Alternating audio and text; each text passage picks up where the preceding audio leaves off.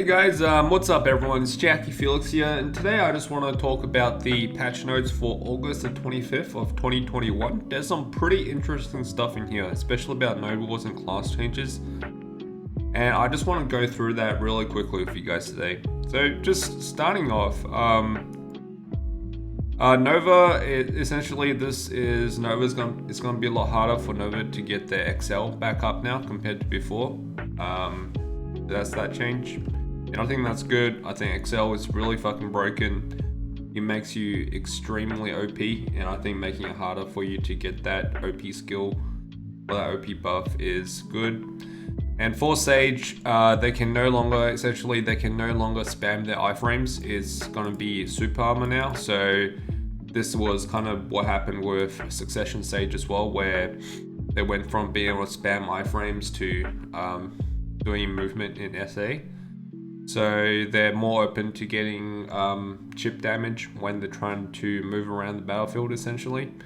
And also Lightning Prison, which is I think is a really big like AoE stun lightning skill. That crit rate's only effective for PvE now, so that could be a pretty big damage difference potentially.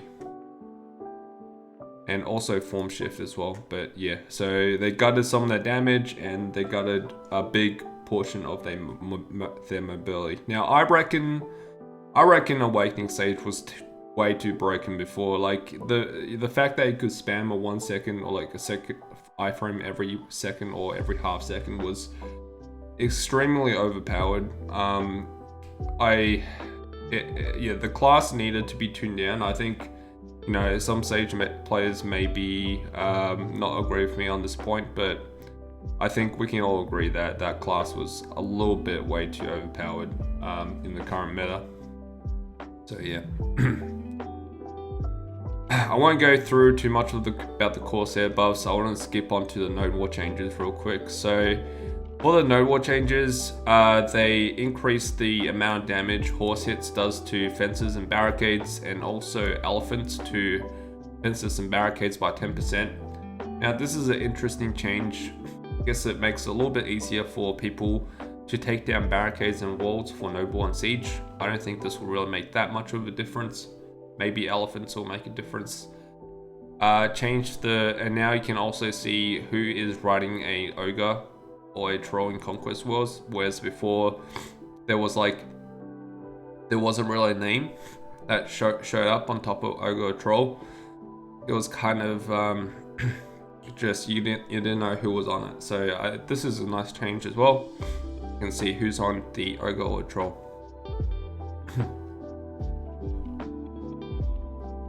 This one, it reduced the amount of flame towers you can have in tier 4 node wars from 3 to 2.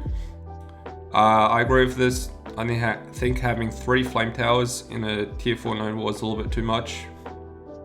I think 2 is probably enough, and maximum amount of elephant mercenaries you can construct from 2 to 1 in tier 4 node wars. This is a fine change as well.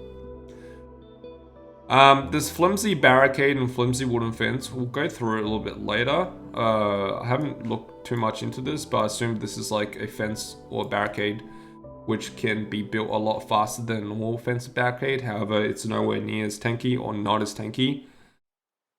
I don't have too much to say about this until I actually see this in Node Wars and Siege.